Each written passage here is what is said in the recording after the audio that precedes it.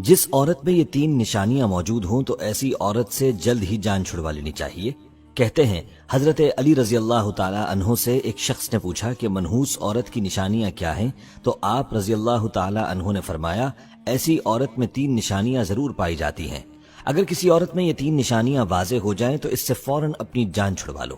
یہ 3 نشانیاں کون سی ہیں، مکمل تفصیل آپ کو بتائیں گے۔ ویڈیو کو آپ نے اسکپ نہیں کرنا اور آخر تک لازمی دیکھنا ہے۔ پیارے دوستو، یاد رہے کہ ساری عورتیں منحوس نہیں ہوتی، بلکہ ہمارے معاشرے میں نیک اور پارسا خواتین بھی موجود ہیں۔ اس سے پہلے کہ آپ کو منحوس عورت کی 3 نشانیاں بتائیں، آپ کو عورت کی چند نیک خوبیاں بتاتے ہیں۔ تمام لڑکیاں یہ بات یاد رکھیں کہ جب بھی عورتوں کی نیک خوبیوں کی بات ہوگی تو شوہر کی فرما برداری سر فہرست ہوگی۔ قرآن پاک میں اللہ تعالیٰ فرماتا ہے، نیک عورتیں وہ ہیں جو فرما بردار ہیں اور خاوند کی غیر موجودگی میں اپنے مال و آبرو کی حفاظت کرنے والی ہیں۔ ایک بار حضور اکرم صلی اللہ علیہ وآلہ وسلم سے پوچھا گیا کہ سب سے بہترین عورت کون سی ہے، تو آپ صلی اللہ علیہ وآلہ وسلم نے فرمایا وہ عورت کہ جب اسے شوہر دیکھے تو وہ اس کو خوش کر دے، اور جب شوہر اس کو حکم دے تو وہ اس کی اطاعت کرے، اور اپنے جان و مال میں اپنے شوہر کا ناپسندیدہ کام بالکل نہ کرے اور اس کی مخالفت نہ کرے۔ عورت کی محبت اور اس کی اطاعت میں سب سے زیادہ حقدار اس کا شوہر ہے۔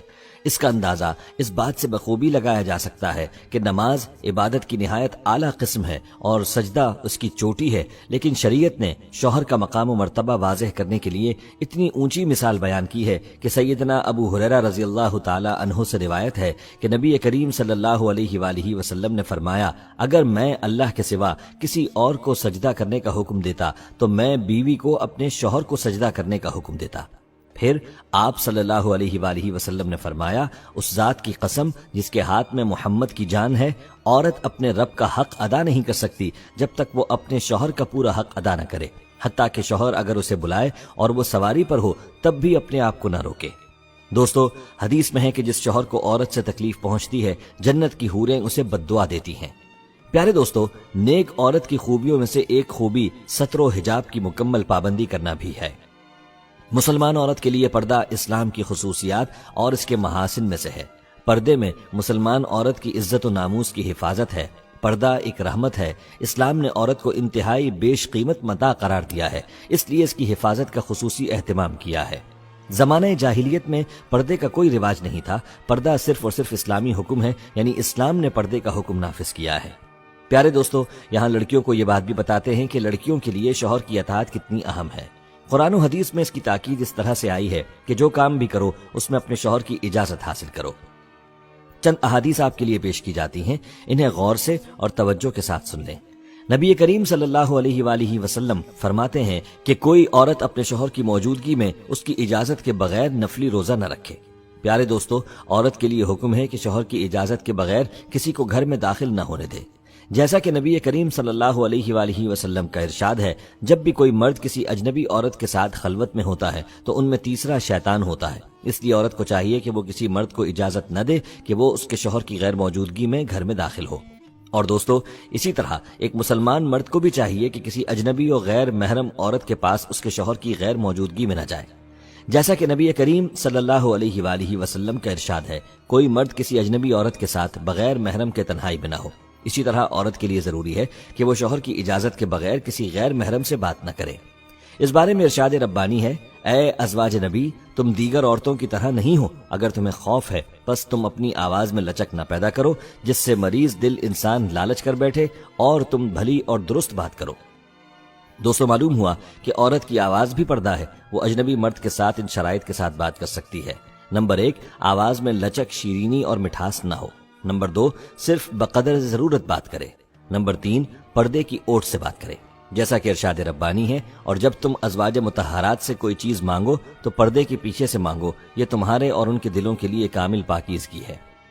دوستو، اس آیت میں اگرچہ ازواج مطہرات سے خطاب کیا گیا ہے، مگر یہ حکم امت کی ساری خواتین کو ہے۔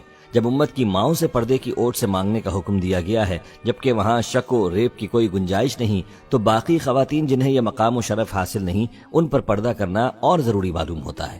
یاد رہے کہ اکیلے عورت کا بازار جانا بھی درست نہیں، کیونکہ بسا اوقات دکان میں سیلز مین کے سوا کوئی نہیں ہوتا، پھر اس سے ناجائز خلوت حاصل ہو جاتی ہے۔ نیک عورت کی ایک خوبی یہ بھی بیان فرمائی کہ شوہر کی اجازت کے بغیر گھر سے باہر نہ نکلے۔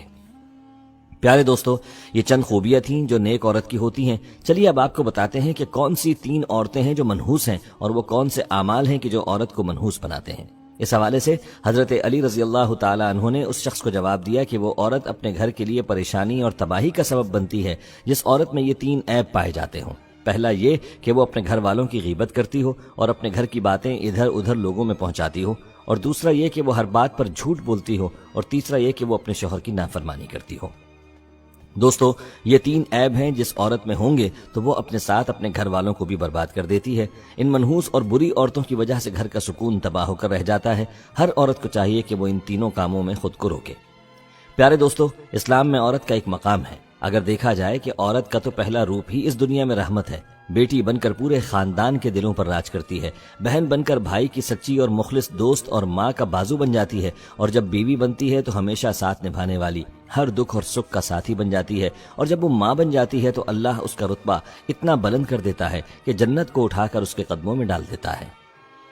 حضرت علی رضی اللہ تعالی عنہ نے فرمایا کہ مرد کی مردانگی کی سب سے عظیم سطح یہ ہے کہ کسی مرد کی وجہ سے کبھی عورت کی آنکھوں میں آنسو نہ آئے۔ دوستو، معاشرے میں عورت کا فطری مقام اس کا گھر ہے جہاں وہ اپنی چھوٹی سی ریاست کی ملکہ ہے۔ دوستو، اسلام نے عورت کو وہ مقام اور مرتبہ دیا ہے جو کسی دوسرے مذہب نے عورت کو نہیں دیا۔ ہمارے اسلام نے مرد کو عورت کا محافظ قرار دیا ہے، اور یہ ہمارا ہی مذہب اسلام ہے جس نے رشتوں کی پہچان کرائی۔ دوستو، عورت کے لیے حکم ہے کہ کسی اجنبی مرد سے مصافحہ نہ کرے، جیسا کہ نبی کریم صلی اللہ علیہ وآلہ وسلم کا ارشاد ہے، تم میں سے کسی کے سر کو لوہے کی سوئی سے کچو کے لگانا اس بات سے بہتر ہے کہ وہ کسی اجنبی عورت کو چھوئے۔ اور نبی کریم صلی اللہ علیہ وآلہ وسلم کا ارشاد ہے، میں عورتوں سے مصافحہ نہیں کرتا، ایک عورت سے میرا کچھ کہنا 100 عورتوں سے کہنے کے مترادف ہے۔